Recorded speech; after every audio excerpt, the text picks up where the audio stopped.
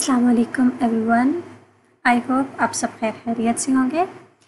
आज की इस वीडियो का हमारा टॉपिक है SDLC। SDLC means system development life cycle. इस लेक्चर में हम लोग समझेंगे कि हम लोग जब भी कोई सॉफ्टवेयर बनाते हैं, कोई सिस्टम बनाते हैं, तो सिस्टम बनाने का प्रोसीजर क्या होता है, हम कौन कौन से स्टेप्स को फॉलो करके किसी भी सॉफ्टवेयर को डेवलप करते हैं। डेवलप करना मीन्स बनाना, क्रिएट करना। जब भी हम कुछ सॉफ्टवेयर बनाते हैं तो सॉफ्टवेयर के लिए जो वर्ड यूज़ करते हैं दैट इज़ डेवलप। सॉफ्टवेयर को हम हमेशा डेवलप करते हैं। तो SDLC एक ऐसी अप्रोच है जिसमें हम लोग किसी भी सॉफ्टवेयर को डेवलप करने का प्रोसीजर देखेंगे।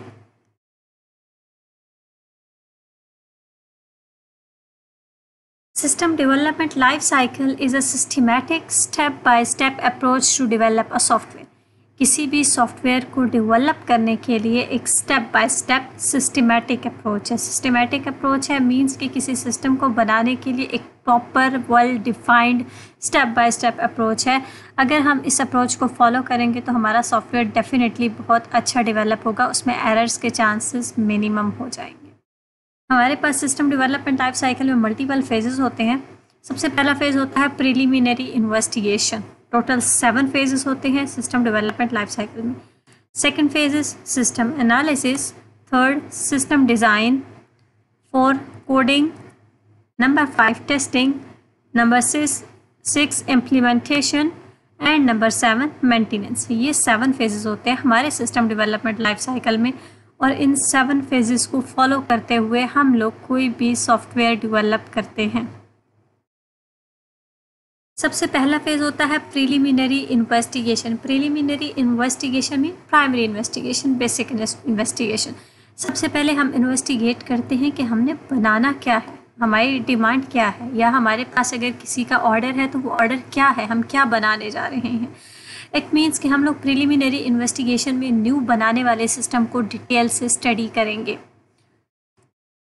This is the first phase of SDLC, System Development Life Cycle, in which we study new system in detail and check all the parameters.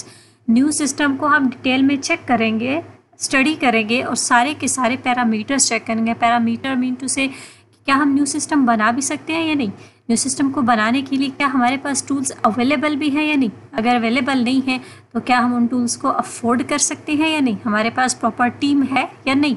ये सारे पैरामीटर्स हम चेक करेंगे प्रिलिमिनरी इन्वेस्टिगेशन के अंदर।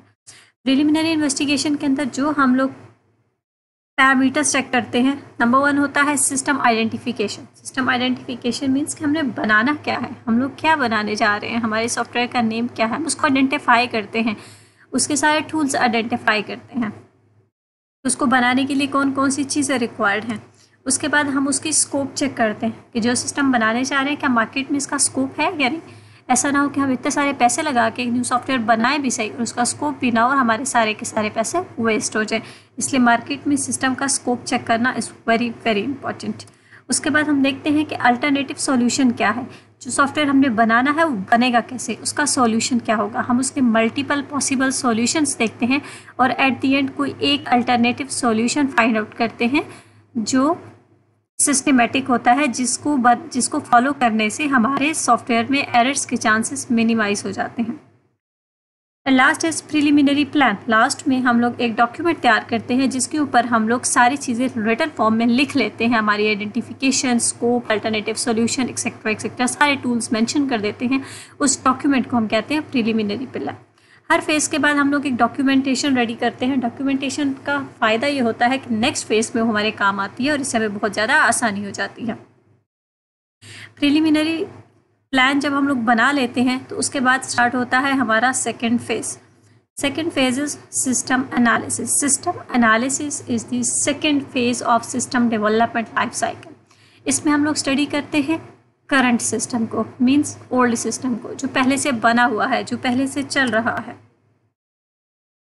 पुराने सिस्टम में ऐसे कौन से प्रॉब्लम्स या ऐसे कौन से एरर्स हैं जिसकी वजह से हम न्यू सिस्टम बना रहे हैं, ऐसे कौन से उसके डिसएडवांटेजेस हैं जिसको हमने आगे चल के ठीक करना है, एडवांटेजेस में कन्वर्ट करना है। ये सारी चीज़ें हम स्टडी करते हैं सिस्टम एनालिसिस में।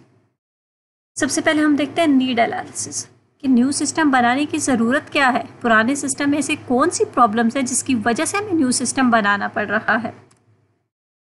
डेटा गैदरिंग, हम मल्टीपल लोगों से कम्युनिकेट करके डेटा गैदर करते हैं। हम अपने पुराने सिस्टम के फीडबैक्स को, कमेंट्स को चेक करके वहाँ से डेटा कलेक्ट कर सकते हैं। हम डिफरेंट फॉर्म्स के थ्रू डेटा कलेक्ट कर सकते हैं, कम्युनिकेशन करके डेटा कलेक्ट कर सकते हैं, डिफरेंट साइट्स को सर्वे करके हम लोग डेटा कलेक्ट कर सकते हैं। जब हम लोग डेटा कलेक्ट कर लेते हैं फिर हम करते हैं उस डेटा की एनालिसिस। डेटा की एनालिसिस करने के बाद डेटा को इन्फॉर्मेशन में कन्वर्ट करते हैं। जो हमारे लिए सूटेबल डेटा होता है हम उसको कलेक्ट करते हैं। डेटा की एनालिसिस के बाद एट द एंड हम लोग जनरेट करते हैं analysis report. Analysis report mean एक ऐसा डॉक्यूमेंट जिसके ऊपर हम लोग सारे के सारे पॉइंट रिटन फॉर्म में लिख रहे होते हैं। उस डॉक्यूमेंट को हम लोग कहते हैं एनालिसिस रिपोर्ट। एनालिसिस रिपोर्ट जब हमारी तैयार हो जाती है तो हम एनालिसिस रिपोर्ट नेक्स्ट फेज जो पर्सन परफॉर्म कर रहा होता है उसको देते हैं। Third phase is system design. System design is the third phase of system development life cycle. इस फेज के अंदर हम लोग क्रिएट करते हैं अपने न्यू बनाने वाले सिस्टम का डिज़ाइन। दो तरह के डिज़ाइन होते हैं, number 1 logical design and number 2 physical design. Physical design का मतलब होता है कि हमारे सिस्टम का फ्रंट लुक क्या होगा, दिखने में कैसा होगा, उसमें कौन से बटन्स यूज़ होने हैं, कौन से कलर्स यूज़ होने हैं, उसका व्यू क्या है।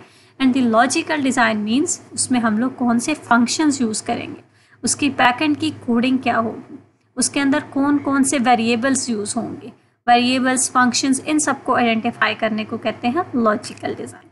जब हमारा सिस्टम डिज़ाइन तैयार हो जाता है तो सिस्टम डिज़ाइन हम देते हैं नेक्स्ट पर्सन को, that is programmer. Programmer next phase start करता है, next phase is coding. System development life cycle का जो एक्चुअल फेज होता है वो होता है कोडिंग। कोडिंग में जो प्रोग्रामर होता है वो एक्चुअल प्रोग्रामिंग स्टार्ट करता है और सॉफ्टवेयर को डेवलप करना स्टार्ट कर देता है। Coding system development life cycle का सबसे लेंथी और सबसे डिफ़िकल्ट फेज है। अक्सर एग्जाम्स में क्वेश्चन आता है which is the difficult and time consuming phase of the SDLC and that is coding. Coding सबसे डिफ़िकल्ट फेज होता है और सबसे ज़्यादा टाइम भी यही फेज कंज्यूम करता है, क्योंकि इसमें प्रोग्रामर एक्चुअल प्रोग्रामिंग करके सॉफ्टवेयर को डेवलप करना स्टार्ट कर देता है। कोडिंग फेज जब कंप्लीट होता है तो हमारा सॉफ्टवेयर बन चुका होता है, डेवलपर उसको बना चुका होता है। उसके बाद स्टार्ट होती है उसकी testing. Testing means rough data को, डमी डेटा को यूज़ करते हुए अपने सिस्टम को चेक करना कि आइदर उसमें कोई एरर है या नहीं, क्या वो यूज़र की रिक्वायरमेंट को मीट कर रहा है या नहीं कर रहा। ये चीज़ चेक करते हैं हम लोग टेस्टिंग में। टेस्टिंग हम दो तरह से करते हैं, number 1 unit testing and number 2 integration testing. Unit testing के अंदर हम अपने सॉफ्टवेयर के एक एक सिंगल मॉड्यूल को सेपरेटली चेक करते हैं, सेपरेटली उसके अंदर डेटा इंसर्ट करके उसको टेस्ट करते हैं। एंड इंटीग्रेशन टेस्टिंग में हम अपने पूरे के पूरे सिस्टम को एज अ होल कलेक्टिवली खुद भी चेक करते हैं, अपनी टीम से भी उसको चेक कराते हैं कि आइदर उसमें कोई एरर तो नहीं है, क्या वो हमारे डिज़ाइन के साथ मैच कर भी रहा है या नहीं कर रहा। टेस्टिंग करने के बाद हमारा नेक्स्ट फेज होता है implementation. Implementation is the 6th phase of SDLC। Implementation phase में हमारा जो सिस्टम सॉफ्टवेयर तैयार हो चुका है हम उसको इंस्टॉल कर देते हैं यूज़र्स के लिए। अगर वो कोई ऐप होगी तो प्ले स्टोर पर इंस्टॉल हो जाएगी, अगर वो कोई वेबसाइट है तो उसको हम गूगल क्रोम के ऊपर होस्ट कर देते हैं। इसी तरह जो भी हमारा सॉफ्टवेयर होता है हम उसको यूज़र्स के लिए इंस्टॉल कर देते हैं। इंस्टॉल करने के 4 डिफरेंट मेथड्स होते हैं। Number 1 is direct method. Direct method में हम लोग अपने न्यू सिस्टम को कम्प्लीटली पुराने सिस्टम के साथ रिप्लेस कर देते हैं। फेज एक ऐसा इम्प्लीमेंटेशन मेथड है जिसमें हम लोग न्यू सिस्टम के कुछ फीचर्स को अपडेट करते हैं और कुछ फीचर्स को अपडेट नहीं करते। And with the passage of time हम आहिस्ता आहिस्ता ग्रेजुअली सारे के सारे फीचर्स को इम्प्लीमेंट करते जाते हैं। Number 3 is pilot implementation. Pilot implementation के अंदर पहले हम लोग अपना सॉफ्टवेयर एक टीम को, कुछ लोगों को, कुछ यूज़र्स को प्रोवाइड करते हैं यूज़ करने के लिए। अगर वो उसको वेरीफाई कर देते हैं फिर हम लोग सारे के सारे यूज़र्स के लिए उसको इम्प्लीमेंट कर देते हैं। Number 4 is parallel. Parallel implementation में हम लोग न्यू एंड ओल्ड सिस्टम दोनों को एक साथ इम्प्लीमेंट करते हैं कि कुछ लोग पुराना यूज़ कर रहे हैं, कुछ लोग न्यू यूज़ कर रहे हैं। जब लोग न्यू के आदी हो जाएंगे तो फिर पुराने को स्लोली ख़त्म कर दिया जाएगा। दोनों सॉफ्टवेयर्स को साथ में चलाया जाता है। इम्प्लीमेंटेशन के बाद एक नेक्स्ट फेज़ है जिसको गाइस हम लोग नेक्स्ट वीडियो में डिस्कस करेंगे।